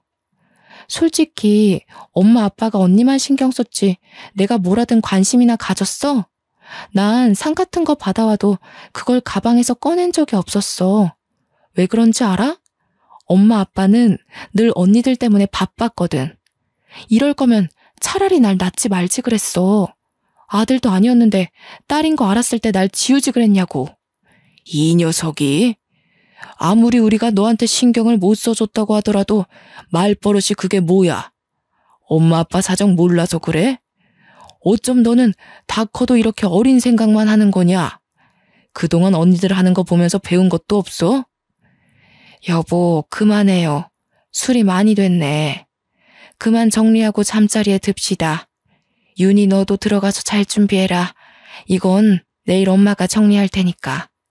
엄마가 제지하는 덕에 아빠와 저는 그쯤하고 그칠 수 있었으나 저는 그날로 아빠를 멀리했습니다. 원래도 가까운 사이가 아니었는데 제 고의적인 행동으로 인해서 더 멀어진 거죠. 그렇게 아빠한테 삐친 채로 말 한마디 안 하고 지낸 지 한 달이 지났을까요? 회사에서 일하고 있었는데 엄마한테 전화가 오더라고요. 엄마는 보통 제가 근무 중인 거 알아서 그 시간에는 전화를 안 걸어요. 그런데 그날따라 연달아 2번이나 전화 오길래 받아봤는데요. 다름 아닌 아빠가 교통사고로 병원에 있다는 연락이 아니겠습니까? 놀란 저는 근무지에 얘기하고 얼른 병원으로 달려갔습니다. 가니까 엄마가 아직 눈 못 뜨고 있는 아빠 옆에서 아빠 손을 잡고 앉아있더라고요. 어떻게 된 거냐고 물어보니까 엄마가 망연자실한 표정으로 말씀하셨어요. 네 아빠 곧 생일이잖니. 신발 하나 사주려고 택시 타고 백화점 가는데 웬 중앙선을 넘어온 차가 우리 택시 쪽으로 돌진하는 거야. 기사님이 그걸 피하려다가 콘크리트 옹벽을 들이받았어. 지금 기사님도 많이 다쳐서 가족들 오고 난리도 아니었다. 사고 때에 아빠랑 기사님 쪽으로만 강하게 부딪혀서 엄마는 무사했다고 들었습니다. 엄마도 이마랑 팔꿈치 쪽에 작은 타박상이 있었지만 엄마가 이건 아무것도 아니라면서 아빠 어떡하냐고 눈물을 보이시더라고요. 저도 마음이 안 좋았어요. 의식을 못 찾고 계시는 거면 가벼운 사고는 아니란 거잖아요. 또 아빠가 호흡기를 끼고 있는데 어떻게 마음이 아무렇지 않을 수 있겠습니까? 나중에 의사가 와서 하는 말로는 아빠한테서 뇌출혈 증상 말고는 따로 보이는 외상이 없다고 했으나 정확한 건 아빠가 깨어나고 정밀 검사를 좀 더 진행해봐야 알 수 있다고 했습니다. 저는 불안한 마음으로 다음날 연차까지 내면서 엄마와 아빠 옆을 지켰는데요. 그날 밤늦게 아빠가 깨어나신 거 있죠? 어차피 다음날 검사를 할 수 있기에 일단은 기다려야 했는데 문제는 그게 아니었습니다. 엄마는 깨어난 아빠의 모습을 보고는 평소와 다르다고 했습니다. 아빠가 어딘가 모르게 발음이 어눌하고 시선을 잘 못 맞췄어요. 저와 엄마가 하는 말을 잘 알아듣지도 못했고 우리를 아예 못 알아보는 것 같았죠. 말도 잘 안 하시는 데다가 인지 능력도 떨어져 보였습니다. 급한 대로 간호사를 불러서 상태를 확인을 했는데 간호사 표정이 안 좋더라고요. 왜 그러냐고 물어봐도 간호사는 증상이 예상외로 안 좋다고만 대답할 뿐 선뜻 정의를 내려주는 게 아니라서 더 묻지는 못했습니다. 다음날 정밀 검사를 몇 차례 더 진행했는데 그때서야 간호사 표정이 왜 그랬는지 알 수 있었죠. 아니나 다를까 아빠가 외상성 치매 증상이 나타났다고 하는 거 아니겠어요? 교통사고 후유증이라는데 사고로 인해 뇌신경이 크게 흔들려서 손상이 되어버렸다고 합니다. 그날로 아빠는 62살이란 젊은 나이에 조기 치매 판정을 받았습니다. 완전 집안의 날벼락이 떨어진 셈과 같았죠. 엄마와 저는 너무 큰 충격을 받아서 한동안 크게 상심했습니다. 어제까지만 해도 멀쩡하던 아빠가 한순간에 말도 제대로 못하는 어린아이가 되어버렸어요. 제게 결혼 언제 할 거냐면서 눈을 무섭게 뜨고 몰아붙이던 저희 아빠가 이젠 제 눈도 못 마주친다고요. 이건 아빠와 다투는 바람에 아빠가 미워서 계속 피해 다녔던 상황과는 확연히 다르잖아요. 우리 아빠가 치매라니. 저는 저를 알아보지 못하는 아빠의 모습을 받아들이기가 너무 힘겨웠습니다. 한참 상심 끝에 저는 연락 뜸하게 지냈던 언니들에게 이 사실을 알렸고 언니들이 그 주 주말에 병원을 찾아왔어요. 다른 지역에 사는 사람들이라서 본래 하던 일도 있고 주말에 시간 맞춰 오느라 다소 늦게 아빠를 살피러 왔는데요. 그래도 윤이 있어서 다행이다. 엄마 혼자 있었으면 봐주기 힘들었을 거잖아. 이게 보험 처리가 되는 문제였던가? 보험사 연락해봤어? 뇌 손상이라고 하더라도 치매 쪽으로 빠지면 보험에 불리하다는 말을 들은 것 같은데. 우선 여기 있지 말고 요양병원으로 옮기는 것부터 하자. 여기 병원 돈 많이 나와. 명절이 아니고서야 만날 일이 없어서 언니들과는 오랜만에 만나는 거였습니다. 그런데 저와 엄마와 달리 언니들은 아빠 증세를 보고도 생각보다 덤덤한 반응이더군요. 사정을 더 들어보니까 둘째 언니는 이미 심호되는 사람이 치매로 있었고 첫째 언니는 아빠한테 어릴 때 싸대기 맞은 기억 때문에 원래부터 아빠를 별로 안 좋아했던 거였어요. 그래도 그렇지 부모님이 사고가 나서 평생 장애를 안고 살게 생겼는데 너무 무심한 거 아닌가 싶더라고요. 아빠 병원비 나 혼자 감당하기 어려워. 당분간 검사도 주기적으로 받아야 된대. 엄마랑 나 생활할 돈 다 쏟아 부어도 부족할 판이야. 언니들이 돈 좀 보태줘야 돼. 우리 부모님 일이니까 저는 당연한 일이라 생각하고 제안했던 건데 형부들도 그렇고 언니들도 그렇고 제 말에 선뜻 대답하지 않는 겁니다. 서로 눈치를 보고 있는데 그 꼴이 딱 봐도 돈 나가는 게 아까워서 고민하는 모습이었습니다. 아이고 됐다. 무슨 가정 있는 사람들한테 돈을 달라고 하니 자기 식구들 먹고 살 여건도 빠듯할 텐데. 내가 저기 외가 쪽에 알아볼 테니까 너희들은 아빠 신경 쓰지 말고 한 번씩 안부 전화나 줘. 바쁜데 그만 돌아가도 좋아. 아무래도 엄마 또한 언니들과 형부들의 태도를 눈치챘나 봅니다. 괜히 거절당할 게 뻔해 보였는지 애초에 도움을 청하려고 하지도 않더라고요. 저는 이건 아니지 싶어서 막내지만 다 큰 언니들 앞에서 한 소리하고 말았습니다. 자식들이 버젓이 있는데 뭐하러 남한테 돈을 빌려. 우리가 보태서 아빠 병원비 하면 돼. 언니들이 좀 보태줘야지. 형부들 돈 많은 사람이잖아. 다른 사람도 아니고 우리 아빠가 위급해. 아빠가 언니들한테 쏟아부은 돈이 얼만데 병원비 한 번 대주는 게 그렇게 싫어? 아빠한테 쓰는 돈이 아까워서 이러는 거야? 넌 따로 챙길 식구가 없으니까 그런 맘 편한 소리 하는 거지. 그리고 아빠가 우리한테 돈 쏟아부었다고 해서 우리가 마냥 행복했을 것 같니? 나랑 언니는 그게 제일 불행이었어. 제발 아빠가 우리한테 신경 좀 꺼주길 바랬다고. 사사건건 간섭받는 게 얼마나 숨막히는지 모르지 넌? 됐어. 우리끼리 싸워봤자 뭐해. 윤희야, 일단 병원비에 대해서는 우리가 의논해보고 연락해줄게. 근데 언니가 한마디만 하자. 보이는 대로만 생각하지 마. 우리한테는 아빠 울타리가 지옥이나 다름없었어. 저는 그냥 자식된 도리로서 병원비 좀 보태달라고 했을 뿐인데 제가 이런 경고까지 들어야 할 정도로 잘못했던 걸까요? 첫째 언니나 둘째 언니나 제 말에 울컥해서 아빠에 대한 반감을 고백했는데 이 자리에 아빠가 있다는 것도 잊었나 봅니다. 아무리 아빠 정신이 온전치 못한 상태라고 해도 아빠가 함께 있는 자리였단 말이에요. 어떻게 저리 기본적인 도리도 없을 수가 있죠? 엄마는 이미 언니들을 등지고서 아빠만 살피고 있었는데 표정을 보니까 언니들한테 실망한 기색이 역력했어요. 그런데도 그 실망한 표정을 언니들한테는 들키지 않으려고 숨기더군요. 언니들은 그 정도의 말밖에 안 하고는 고작 병실에 30분 정도 있다가 우르르 나가버렸습니다. 심지어 전화로 연락해준다고 하더니 며칠을 기다려도 전화 한 통이 안 오더군요. 그래서 제가 작은 언니한테 먼저 전화를 걸었습니다. 내 돈이 아니잖아. 나도 그날 집에 내려가는 길에 네 형부랑 많이 다퉜어.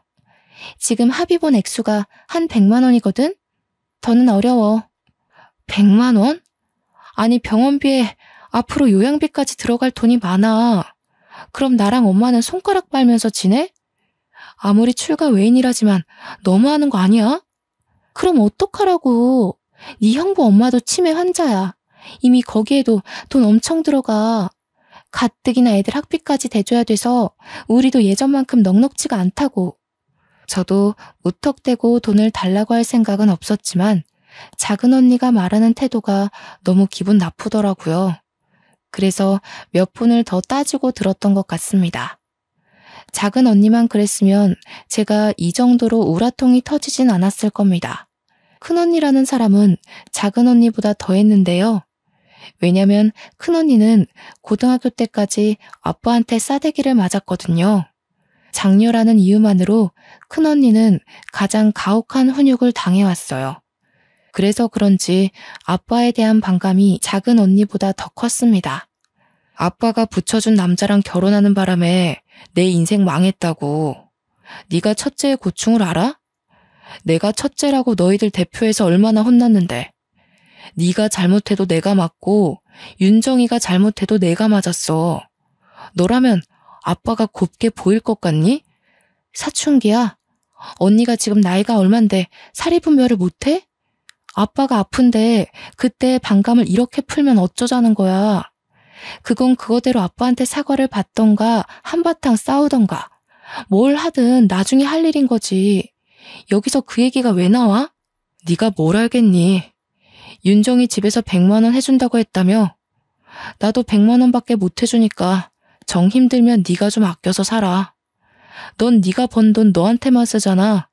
그리고 너는 아빠가 남자 안 붙여줬지?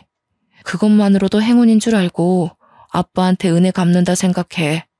제가 결혼 정년기가 되었을 땐 아빠가 퇴직하는 바람에 어쩔 수 없이 아빠로부터 소개를 받지 못했던 거였는데요. 그걸 저더러 특혜라고 생각하라는 큰언니 말이 너무 어이없지 않습니까? 언니들이 아빠한테 가장 크게 서운해한 점은 다름 아닌 결혼 때문이 가장 컸습니다. 언니들은 막상 결혼할 때는 좋다고 결혼해놓고 부부싸움을 하기만 하면 자신들의 인생을 이렇게 만든 아빠를 욕했어요. 아빠 덕분에 의사 사모님, 대기업 과장 사모님 소리 듣고 살면서 늘 불평불만이 많았죠. 저도 더는 구질구질하게 애걸하고 싶지 않아서 언니들에게 고작 200만 원의 도움만 받았고 나머지는 제가 아끼고 아껴서 모든 걸 해결했습니다. 어쩔 수 없이 대출까지 받으면서요. 그렇게 아빠가 태어날 때까지 부지런히 아끼며 살다가 의사가 더는 손댈 방도가 없다고 하여 아빠를 모시고 집으로 귀가하였습니다. 일상처럼 완벽하게 복귀될 거라는 기대는 당연히 안 했어요. 치매에 대해 많이 검색도 하고 조사도 해봤거든요. 그래서 매사에 불안한 마음으로 출근을 했는데요. 아니나 다를까 한날은 퇴근하고 갔더니 엄마가 급하게 외출 준비를 하고 있는 겁니다. 엄마한테 어디 가냐고 물었더니 아빠가 집을 나갔다는 거 아니겠어요? 엄마가 잠시 요리하고 있는 사이 아빠가 사라졌다고 했습니다. 놀란 저는 엄마와 같이 아빠를 찾으러 나섰고 그 사이 경찰에 신고까지 했어요. 다행히 아빠가 가지고 있는 휴대폰 덕분에 위치 추적을 해서 찾을 수 있었습니다. 그날 이후 엄마는 아빠와 자신의 손목을 끈으로 연결하고서 잠을 청했는데요. 엄마도 아닌 척하지만 그날 많이 놀란 것 같았어요. 이걸 다행이라고 해야 할지 모르겠지만 아빠는 대소변을 못 가리거나 아이처럼 음식으로 장난치는 증상은 없었습니다. 그러나 유독 돈에 집착하는 모습을 보였어요. 10원 하나라도 누가 자기 돈에 손을 대기만 하면 버럭 소리 지르면서 근처도 못 오게 하더라고요. 아빠는 그렇게 집에 있는 현금과 통장을 매일 매시간 확인하고 만지고 감췄습니다. 그런데 문제는 아빠가 아빠 돈뿐만 아니라 제 돈도 엄마 돈도 모조리 다 숨겨버린다는 겁니다. 자기 것도 아닌 카드랑 통장까지 모두 보이기만 하면 다 제 것으로 여기며 훔쳐갔어요. 한날은 출근한다고 바쁘게 나갔는데 차에 기름이 없길래 주유소에 잠깐 들렸거든요. 그런데 아무리 뒤져도 가방 속에 지갑이 없는 거 아니겠습니까? 전날 출퇴근할 때만 해도 지갑이 있었는데 다음날 아침에 없다는 건 퇴근 이후에 사라졌다는 거잖아요. 저는 아빠가 치매 걸리고 난 후부턴 퇴근하고 어딜 들린 적이 없어요. 무조건 집에 붙어 있었거든요. 그렇다는 말은 제 지갑이 집에서 없어졌다는 말밖에 안 되는데 그 순간 저는 쎄한 기분이 들면서 설마 싶더라고요. 엄마한테 전화했더니 엄마 생각도 아빠 짓이 맞는 것 같다고 하는 겁니다. 엄마가 아빠 자는 사이에 몰래 확인해서 있으면 빼내서 갖다 주겠다고 했습니다. 아빠의 이런 행동은 제가 근무지에서 일 때문에 예민해진 날이면 좀 스트레스로 와닿았어요. 그래도 참을 수 있을 정도라 여태 직접적으로 따지지는 않았죠. 저는 차를 몰고 집까지 결국 돌아갔는데요. 아무리 기다려도 엄마가 안 나오는 겁니다. 다시 전화했더니 이젠 전화도 안 받더군요. 결국 제가 올라갔는데 문을 열자마자 싸우는 소리가 들렸어요. 알고 보니 엄마가 제 지갑 빼내려다 아빠한테 걸려서 맞고 있는 게 아니겠습니까? 놀라서 신발도 못 벗고 들어가 아빠를 말렸는데 이번엔 아빠가 저를 모르는 사람 취급하며 저한테 손찌검을 하려고 하더라고요. 그걸 또 엄마가 일어나서 말리고 아주 난장판인 순간이었습니다. 안 그래도 회사 지각에 차 기름 넣을 시간까지 없어서 예민한 상태였는데 결국 저는 여태 쌓여있던 불만을 모두 터뜨리고 말았습니다. 제발 좀 그만해, 아빠. 우리 힘들어. 아빠 때문에 안 그래도 살기 힘들다고. 아빠가 이렇게 우리 숨통 조르지 않아도 엄마랑 나 죽을 것 같이 힘들어. 아빠 때문에 나 회사 잘리면 아빠 뭐 먹고 살 건데? 우리 어떻게 살아가냐고. 제발 그냥 가만히 좀 있어주면 안 돼? 아무것도 하지 말고 제발 좀 얌전히 있어. 그러면 안 되는 줄 알지만 제가 울면서 악을 썼더니 아빠가 올리고 있던 손을 내리더군요. 그리곤 엄마를 밀치고 다시 제 지갑을 들고 가 꽁꽁 숨기는 짓을 이어갔어요. 말이 안 통한다는 건 이미 아빠가 치매 판정을 받았을 때부터 알았던 사실인데 그 순간엔 알고 있는 그 사실마저 모든 게 원망스럽더라고요. 저는 그 자리에서 한참이나 서럽게 울었습니다. 다 포기하고 아무것도 안 하고 싶었어요. 그땐 차라리 아빠를 요양병원에 보낼까 생각도 했어요. 그런 생각을 입 밖으로 꺼낸 적은 없는데 제가 지쳐 보이고 금방이라도 다 내려놓을 것처럼 보였는지 엄마가 한날 저한테 그런 말을 하더라고요. 우리 윤희한테는 해준 게 없는데 엄마 아빠가 참 모질게도 끝까지 이러지? 엄마가 너한텐 항상 미안해. 늘 언니들한테 선수 뺏겨서 많이 억울했을까. 아쉬운 소리 하는 걸로 들릴지 모르겠지만 엄마는 지금 네가 있어서 얼마나 힘이 되는지 몰라. 엄마는 힘 닿는 데까지 네 아빠를 직접 보필하고 싶어. 참 염치 없지만 미안하구나, 딸아. 저는 아빠가 싫어서 이렇게 피폐해진 게 아니었어요. 그냥 상황이 그럴 수밖에 없었을 뿐이라고 봐요. 그래서 엄마가 하는 말에 저는 또 한 번 흐트러진 정신을 다잡으려 안간 힘을 썼고 주저앉고 싶은 마음을 겨우 참았습니다. 그렇게 얼마 후 제 생일이 다가왔는데요. 주위에서 저더러 생일 축하한다고 술 한잔 하자는 약속이 많이 들어왔는데 그날은 제가 왜 그랬는지 생일만큼은 집안 생각을 하고 싶지 않아서 친구들과 보내게 되었죠. 엄마한테 문자로 오늘 생일이라서 늦게 들어갈 것 같다고 해버렸어요. 아빠가 치매 걸리고 난 후 처음으로 친구를 만나는 날이었죠. 엄마는 흔쾌히 알겠다고 해주셨고 생일 축하한다는 메시지도 함께 보내주셨습니다. 그 자리에서 저는 동료 직원 제안으로 남자까지 소개받으며 분위기를 즐기려고 애썼어요. 다들 저를 세상에서 가장 중요한 사람처럼 치켜 세워주며 태어난 것을 축하해주는데 시궁창 같던 삶에 빛 한 줄기가 새는 느낌이더라고요. 아, 그래. 나 원래 이렇게 살았지. 바깥 세상은 이리도 아무렇지 않게 돌아가고 있었지 싶었습니다. 그런데 그 즐거움을 만끽하는 것도 그리 길지 못했어요. 중간에 엄마한테서 전화가 왔는데 일단 한 번은 안 받았어요. 그리고 두 번째 왔을 때는 제가 문자로 답을 했는데요. 엄마한테서 바로 답장이 오더라고요. 아빠가 저를 찾으려고 집 앞에 나갔다가 사라졌다는 겁니다. 걱정은 되었지만 아빠가 사라지는 경우가 종종 있었기에 제가 우선 경찰에 신고하겠다고 엄마를 안심시켰습니다. 그렇게 몇 시간 후 이 차를 가기 위해 장소로 옮겨갈 때 엄마한테서 다시 걸려온 전화 한 통을 받게 되었는데요. 그날은 제 인생에서 가장 후회가 되고 아직까지도 제가 제 생일을 더 이상 축하하지 않게 된 계기가 된 날이기도 했습니다. 윤희야, 어떡하니? 네 아빠가 죽었다. 내가 잠시 네 아빠 모자 챙기러 올라갔다 온 사이에 네 아빠가 또 사고가 났어.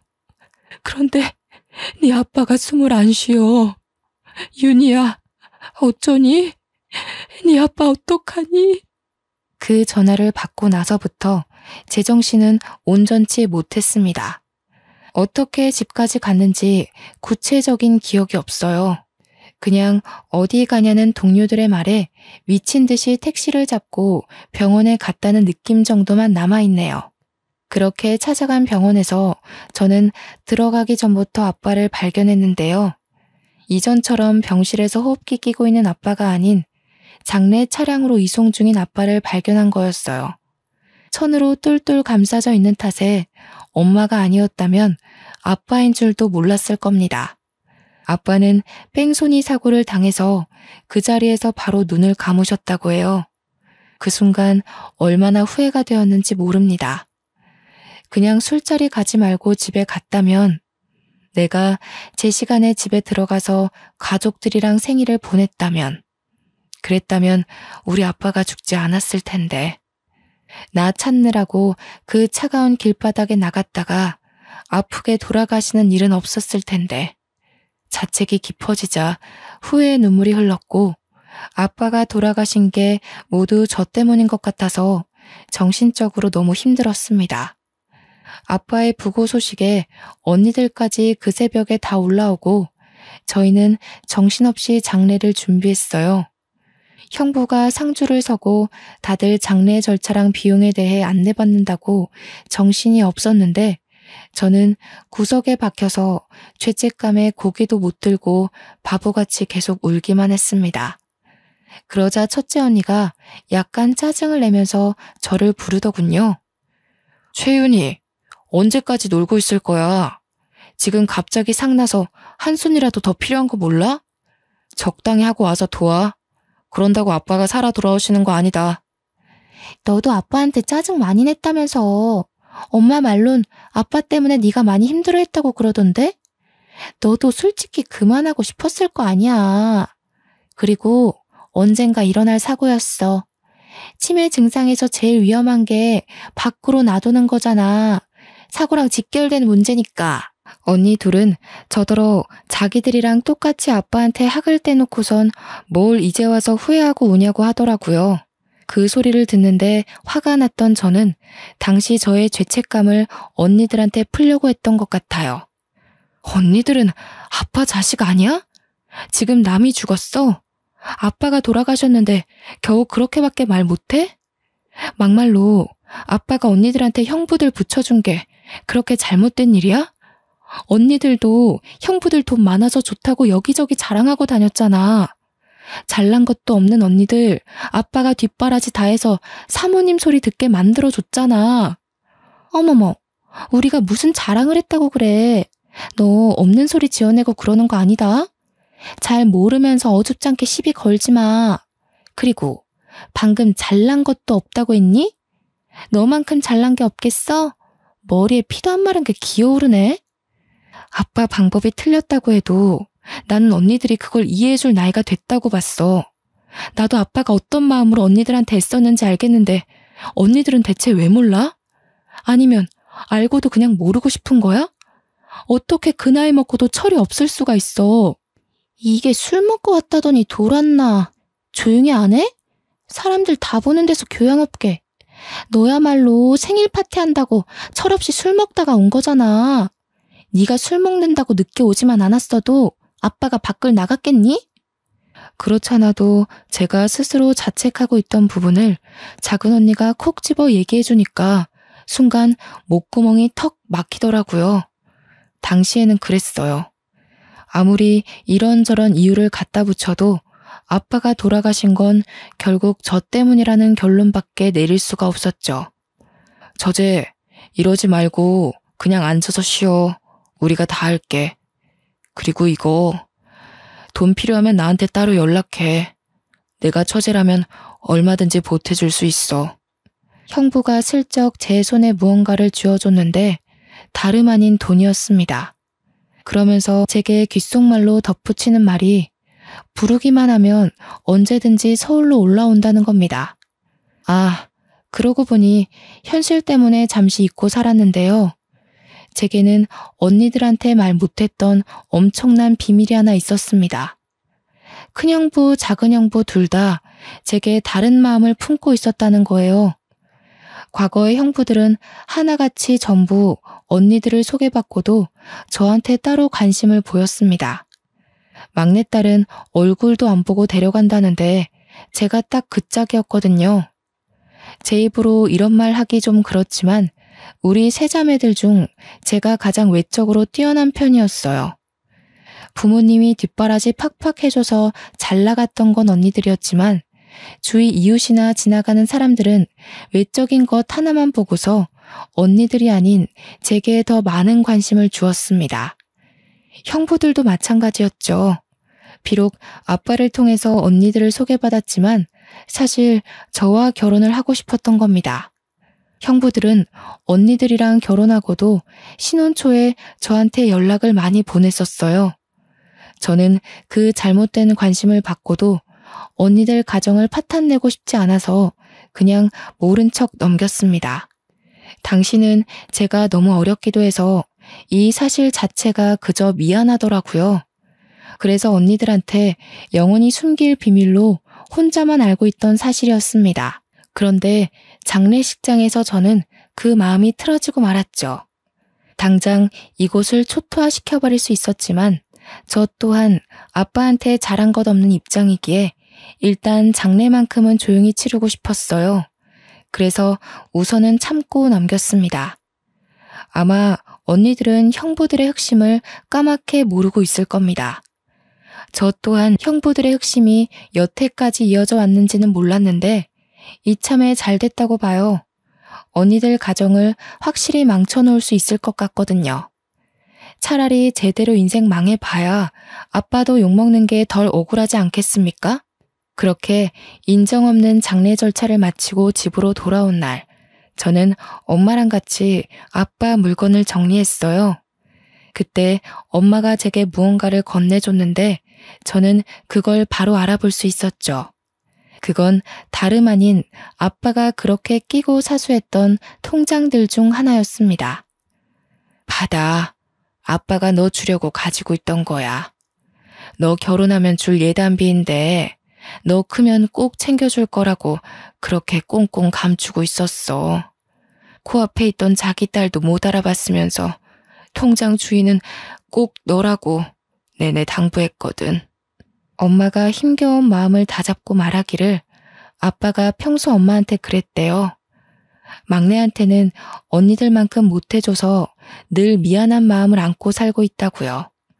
언니들은 태어날 때부터 걸음마를 하고 유치원을 가고 초중고에 대학까지 가는 내내 한시도 눈을 떼본 적이 없는데 결혼까지도 신경 써주고 모은 돈 다 털어가면서 바치고 그랬는데 저는 아빠 스스로도 평생 죄책감을 묻어두고 있었을 정도로 쓸쓸히 크게 했다고 말이에요. 아빠도 그걸 알아서 제 생각만 하면 그렇게 미안한 마음밖에 없었다고 합니다. 그나마 저한테는 해줄 수 있는 게 이것밖에 없었기에 아빠는 연금에서 생활비를 제한 모든 돈을 차곡차곡 모았다고 했어요. 엄마가 주는 통장을 받고 그걸 펼쳐보는데 저는 바닥에 놓인 아빠의 영정사진을 차마 쳐다볼 수가 없었습니다. 통장 내용을 보자마자 눈물을 터뜨렸기 때문인데요. 통장 잔액 옆에 입금자 명이 전부 미안해 막내딸로 기재되어 있는 거 아니겠습니까? 평소 고맙다, 미안하다 이런 말 못하시는 분이라는 걸 알아서 이 간결한 표현 하나만으로도 아빠의 마음이 얼마만큼 담겨 있는지가 충분히 느껴졌어요. 아빠는 어릴 때부터 어렵게 살아서 자식만큼은 돈 때문에 걱정하지 않도록 살게 해주려고 젊은 시절부터 피땀 흘려 일만 했다고 했습니다. 엄마가 옆에서 지켜보는데 단 한순간도 제대로 휴일을 보낸 적이 없었다고 했어요. 주말에도 친구 일하는 데 가서 일용직으로 돈을 벌었고 평일에는 택배 일하면서 돈을 벌었고 허리가 아픈데도 병원비 나가는 게 아까워서 파스만 붙이며 견뎠다고 합니다. 기억할지 모르겠는데 아빠가 치매 걸리고 나서 다른 건 다 기억 못해도 딸들 생일은 꼭 기억하더라고. 옛날에 그렇게 뼈 빠지게 일하면서도 너희들 생일에는 아빠가 꼭 휴일을 냈거든. 아빠한텐 그날이 유일하게 쉬는 날이었지. 그러고 보니 저희가 아주 어릴 땐 꼭 생일 때 외식을 했던 기억이 납니다. 전혀 인지를 못하고 있었는데 엄마가 말해주니까 생일마다 아빠까지 온 식구가 함께 있었던 장면만 떠오르더라고요. 그래서 아빠 사망한 그날도 제 생일인 걸 알았던 아빠가 제가 늦게까지 집을 안 오니까 무슨 일 생긴 것 같다고 나선 거였다고 하네요. 이 말을 듣고서 저는 더없이 오열을 했습니다. 아빠를 너무 몰라줬던 것 같아서 마음이 아플 정도로 미어졌어요. 그러면서 동시에 언니들을 향한 증오는 갈수록 더 커지더군요. 그래서 저는 마음을 추스르고 난 후에 바로 일을 저질렀습니다. 형부들이 제게 전화했던 녹음 내용이랑 메신저 기록을 전부 언니 둘에게 보내버렸어요. 그 뒤로 언니들이랑 형부한테서 오는 연락을 받지는 않았지만 전화 오는 횟수로 보아하니 이미 집안이 풍비박산 난 게 아닐까 확신이 들더군요. 그리고 저는 연차를 연달아 내고서 엄마와 함께 휴양지로 가 마음을 더 추스르고 오기로 결정했습니다. 엄마랑 바로 다음날 집을 떠났어요. 언니들이랑 형부가 저희 집을 찾아왔을지도 모르겠네요. 이 글은 현재 태국에서 2주째 지내다가 시간이 나서 작성 중에 있습니다. 아빠가 돌아가신 지 아직 한 달도 채 되질 않았어요. 저와 엄마의 마음은 많이 괜찮아졌으나 그래도 아직은 시간이 더 필요할 듯합니다. 그리고 아빠가 제게 주려고 모았다던 예단비 있잖아요. 그걸 차마 다시 꺼내볼 용기도 없고 꼭 결혼을 해야만 쓸 수 있을 것 같아서 고이 모셔뒀습니다. 아빠가 원하는 대로 꼭 사랑하는 배우자와 결혼을 해서 훗날에도 아빠에게 받는 예단비로 기억하고 싶거든요. 아빠를 기억하는 평생이 가슴 미어지게 아프겠지만 저는 그래도 아빠를 잊고 싶지 않아요. 제 어리석은 마음 때문에 아빠를 외면하느라 못해드렸던 효도를 이렇게나마 갚아드리고 싶습니다. 영원히 아빠를 잊지 않고 마음으로 기억하면서 곁에 있는 것처럼 그리고 싶네요. 이렇게 아빠를 갑작스레 여의게 될 줄 알았다면 아빠랑 사진도 많이 찍었을 텐데 그게 가장 후회가 됩니다. 아빠랑 같이 찍은 사진이 단 한 장도 없더라고요. 사실은 아빠가 아닌 제가 너무 무심한 딸이 아니었나 싶습니다. 아직도 자꾸 아빠에게 모진말 했던 것만 기억이 나는데 이건 자식으로서 온전히 철없고 어리석었던 죄에 대해 벌 받는 거라고 생각해야겠죠. 제가 아마 제 생일을 다시 축하할 수 있을지 모르겠습니다. 축하를 받더라도 아빠를 꼭 찾아가 아빠와 함께하는 생일을 보내지 않을까 싶어요. 이제 와서 하는 말이 무슨 소용일까 싶지만 이 글을 쓰는 내내도 아빠가 너무 보고 싶습니다. 아빠한테 보고 싶다는 말을 해본 적이 없는데 그 처음이 하필 너무 늦어버려서 이렇게 허공에 대고 후회만 하고 있네요. 아빠가 다음 생에는 부유한 자식으로 사랑받는 남편으로 존경받는 부모로 태어났으면 좋겠습니다. 저희 같은 철부지 딸내미 말고 아빠의 마음과 노력을 알아주고 안아줄 수 있는 그런 가족을 만났으면 좋겠어요. 그리고 너무 늦었지만 마지막으로 아빠한테 한 번도 못했던 이 말을 전하고 싶습니다. 아빠, 키워주셔서 감사합니다. 가족을 위해 너무 수고하셨어요. 부디 위에서는 매일을 두 발 뻗고 편히 쉬시길 바래요. 우리 아빠, 내가 너무 사랑해. 안녕 아빠. 후회라는 게 이렇게 가슴이 아프네요. 다들 저처럼 벌받지 마시고 꼭 가족에게 꼭 사랑 표현 많이 해주셨으면 합니다. 이만 글을 마치도록 할게요. 긴 글 감상해 주셔서 감사합니다.